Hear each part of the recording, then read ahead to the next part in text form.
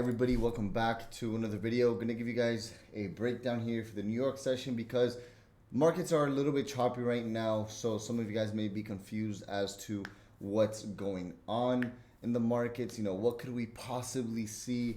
So I did end up just kind of closing out of a few trades that I had here. As you guys saw, I did make roughly $22,000 today, which is a good amount of money, but it's not the biggest day that I had. It's not like such a crazy day that I had. I did take a $5,000 loss today. Overall, still profitable, still up for the day for roughly 22 grand. So I'm gonna break down what we could potentially see. Not really with GJ. I don't really see anything much going on with GJ other than a possible pullback into the resistance range, which is 157. Before then looking to go short again. That's kind of what I would wait for on GJ. This is not like a condition I would like to trade right now with GJ. With gold is a little bit different. So gold, as you can see, we're having a big move to the upside. And I was actually kind of telling my bootcamp students, my day trading institution students, that you could look for a break and retest on this hour time frame here, which now we're seeing a big push up with gold, which is quite normal. It's honestly quite expected because we just had a huge move down over the last few weeks. Price has been consistently trending bearish, so now it looks like we're actually going to get a pullback.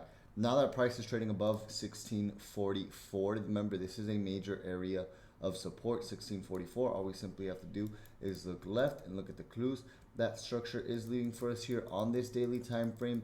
What you can actually do and what you can actually wait for, since it hasn't happened just yet, is wait for price to actually pull back down into this 1644 area, where you could then look to buy the market back up into 1657 or possibly even 1680, as long as price stays above 1644.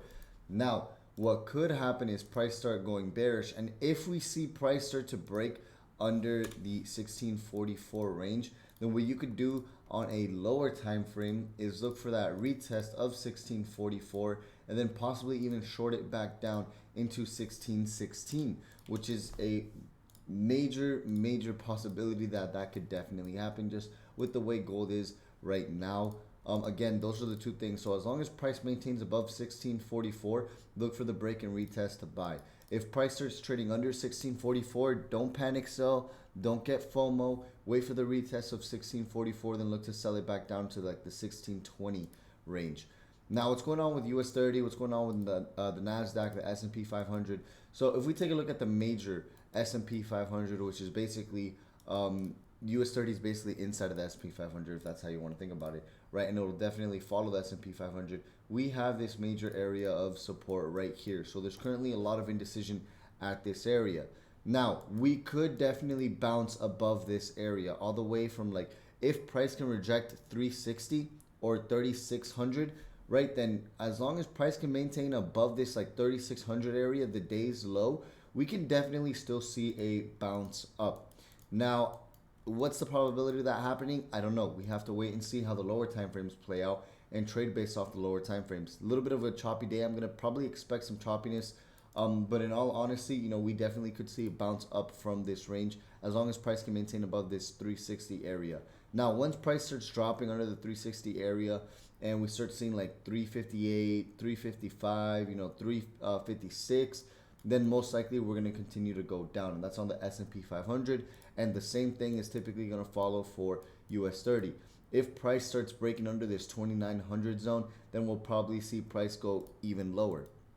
Which yesterday I was anticipating a break and retest of this hour low here, which it did initially do that and it did go lower, but then price just broke right back above, and now it's trading higher, and now price is broken above this structure zone and broken above this support level, which is why I took buys, which buys are definitely still valid. You could look to buy US30 at this area right here and then look for price to come back up into these highs up here at about 29,400, as long as price can maintain above that area.